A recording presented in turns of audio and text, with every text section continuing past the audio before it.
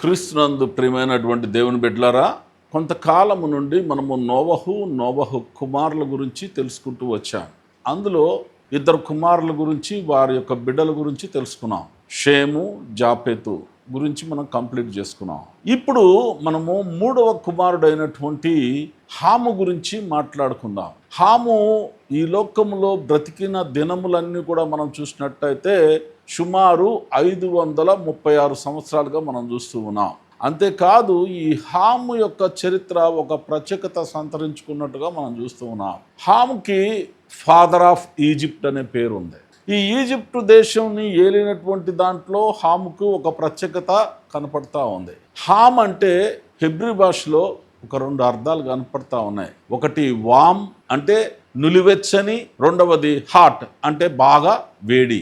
అంటే ఈ 2 పేర్లు కలిగినటువంటి ఆ యొక్క హాముకి తన యొక్క జీవితంలో ఏ విధమైనటువంటి వాటిని చవి చూశాడో మనం చాలా క్లియర్గా తెలుసుకుంటానికి అవకాశాలు కనపడతా ఉంటాయి. హిస్టరీలో మొదట్లో కానీ మనం చూసినట్లయితే నార్త్ ఈస్ట్ ఆఫ్రికా కుషు దేశంలో ఉన్నట్టుగా మనం చూస్తూ ఉంటాం. ప్రస్తుతం కానీ మనం చూసినట్లయితే సుడాన్, ఇథియోపియా దేశాలు ఆ భాగంలో ఉన్నట్టు మనం చూస్తూ ఉన్నాం. ఆయనకి 4 కుమారులు పుట్టారు.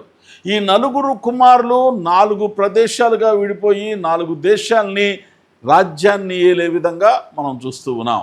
బైబిల్ హిస్టరీ ప్రకారము మనం చూసుకున్నట్లయితే, క్రోనాలజీ ప్రకారం చూసుకున్నట్లయితే క్రీస్తు పూర్వము 2450 భాగంలో ఈయన జననం జరిగింది అనే దాన్ని మనం చూస్తూ ఉన్నాం.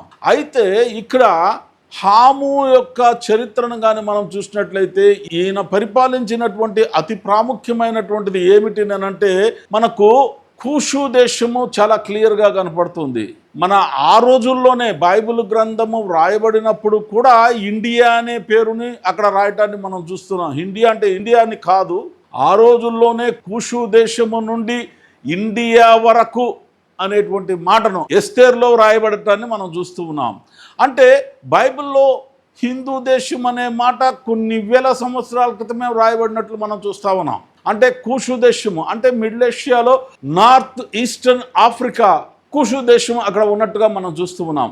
ఈ భాగాలన్నింటినీ కూడా మనం క్లియర్గా అబ్జర్వ్ చేసినట్లయితే మనకు కనపడేది ఏమిటంటే కూషు దేశం నుండి ఆ తర్వాత దేశాల నుండి కానీ మనము నడిచినట్లయితే మనకు చాలా క్లియర్గా హిందూ దేశము అంటే పాకిస్తాన్ మీదుగా హిందూ దేశము వచ్చినట్టు మనకు కనపడతా ఉంటుంది.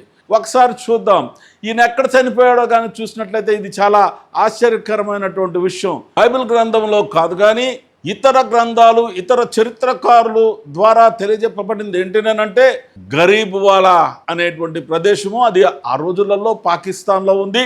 ఇప్పటికీ పాకిస్తాన్లోనే అటువంటి పేరు కలిగినటువంటి ప్రదేశం ఉన్నది. హాము ఆ ప్రదేశంలో పూడ్చబడ్డాడు అనేది చాలా క్లియర్గా కనపడుతున్నాయి. మనము జాపెత్ గురించి తెలుసుకున్నాం, షేమ్ గురించి తెలుసుకున్నాం. వాళ్ళెవరు కూడా ఇండియాని టచ్ చేసినట్టు కనపడలా. వాళ్ళెవరు కూడా ఇటుపక్క భాగంలో పూర్తిగా వచ్చినట్టు మనకు కనపడలా. కానీ ఇక్కడ హామును మనం చూసినప్పుడు, హాము మరణాన్ని మనం చూసినప్పుడు అది పాకిస్తాన్లో ఉండటానికి జరుగుతూ ఉంది. అంతేకాదు కూషు దేశము నుండి ఇండియా వరకు కూడా రవాణా సౌకర్యాలు కానీ, కూషు దేశము నుండి ఇండియా వరకు ఒక మంచి రిలేషన్ ఉన్నట్టు సుమారు కొన్ని వేల సంవత్సరాల క్రితమే చెప్పబట్టాన్ని మనం చూస్తున్నాం. అంటే మనలో కొంత భాగము హాము యొక్క జనరేషన్గా కూడా ఉన్నట్టు మనము తెలుసుకుంటానికి అవకాశం కనపడతా ఉంది. హాముకు 4 కుమారులు పుట్టారు. ఒకళ్ళు కూషు, రెండోవాడు మెజ్రైన్, మూడోవాడు ఫట్, 4వవాడు కెనాన్.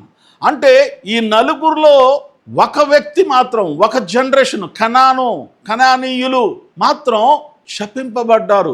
ఎందుకు శపింపబడ్డారు అంటే తన తండ్రి అయినటువంటి నోవాహు మొలదిశలో ఉన్నప్పుడు అది రహస్యంగా ఉంచకుండా తన అన్నదమ్ములకు తెలియజెప్పి ఆయన యొక్క పరువు తీశాడు అనేటువంటి విధానాన్ని బట్టి హాము అటువంటి తప్పు చేశాడు కనుక హాముకు కలిగిన చివరి కుమారుడైనటువంటి కనానీయులు అంటే కనాన్, ఆ కుమారుడు యొక్క సంతానం శపింపబడింది. ఏంటి శపింపబడింది అంటే వారి అన్నదమ్ములకు వీరు బానిసలుగా ఉంటారు అనే విధంగా శాపం జరిగింది. అంటే వారిని డిస్ట్రాయ్ చేయటం కాదు, అది ఎప్పుడు కూడా అన్నదమ్ముల కింద బ్రతికే విధంగా, అంటే they cannot become big kings, వాళ్ళు పెద్ద రాజులుగా లేకపోతే రాజ్యాలే లేవాలుగా కాదు, కానీ కనానీయుల వంశం కూడా గొప్పదిగా మనం చూస్తున్నాం కొన్ని సందర్భాలలో. కానీ వీళ్ళు మాత్రము శపింపబడ్డారు. ఎందుచేతనంటే హాము చేసినటువంటి ఆ పొరపాటు వలన. కనుక ఇక్కడ హాము జీవితాన్ని కానీ మనం చూసినట్లయితే ఆయన జనరేషన్ నుండి వచ్చినటువంటి అనేక మంది మనకు పాకిస్తాను, ఇండియాను టచ్ చేసినట్టు కనపడుతూ ఉంది. కనుక మనందరము కూడా ఒక్కసారి కానీ బైబిల్ గ్రంథంలోని చరిత్రను, అదేవిధంగా చరిత్రకారులు రాసినటువంటి మాటలను కానీ మనం చూసినట్లయితే చాలా క్లియర్గా హాము జనరేషన్లో కొంత భాగము మనము ఇండియాలో, పాకిస్తాన్లో కూడా ఉన్నామని చాలా క్లియర్గా చెప్పబడుతూ ఉంది. హాము పరిపాలించినటువంటి కూషు దేశము, ఆ సామ్రాజ్యాన్ని మనము క్లియర్గా చూసినట్లయితే నైలు నదిలోని ఒక భాగము కూషు దేశములో ప్రవహించినట్లు మనం చూస్తా ఉన్నాం. అంతేకాదు ఈ కూషు దేశపు రాజులు ఈజిప్టుతో సమానంగా వాళ్ళు సైన్యంలో కానీ, ఆధిపత్యంలో కానీ, బిజినెస్లో కానీ ప్రతి దాంట్లో కూడా వారు హాము కుటుంబము వారు, హాము జనరేషన్స్ శక్తి కలిగిన వారుగా ఉంటూ ఉండడాన్ని మనం చూస్తూ ఉన్నాం. అంతేకాదు వీరి సంపద అంతా ఏంటినంటే బంగారం, ఏనుగు దంతాలు, రత్నాలు, వైడూర్యాలు, రాళ్ళు, ఇవన్నీ కూడా వీరికి గొప్ప సంపదగా ఉండటాన్ని మనం చూస్తూ ఉన్నాం. అంతేకాదు మరొక ప్రాముఖ్యమైన అంశం ఏమిటినంటే ఆ రోజుల్లో 25వ రాజు అయినటువంటి ఆయన ఈజిప్టు దేశాన్ని కూడా ఈ కూషు రాజులు పరిపాలించారు.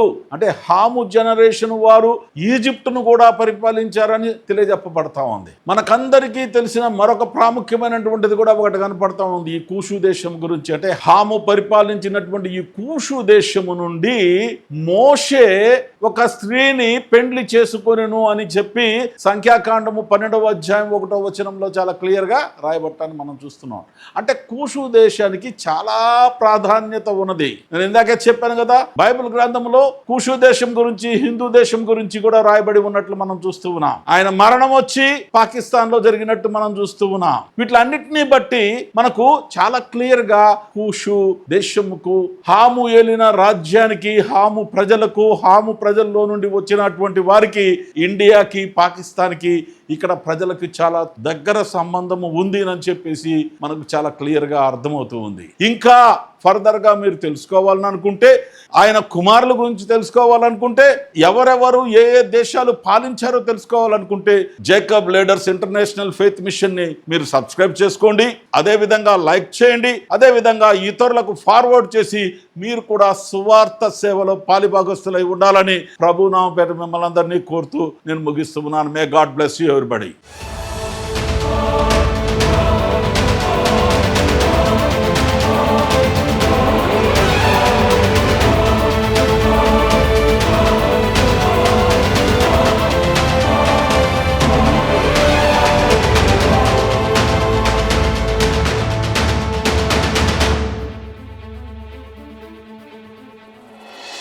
Jacob's leader international faith mission YouTube channel ని మీ ముందుకు తీసుకొస్తున్నాము. మీరందరూ కూడా లైక్ చేయండి, షేర్ చేయండి, సబ్స్క్రైబ్ చేసుకోండి.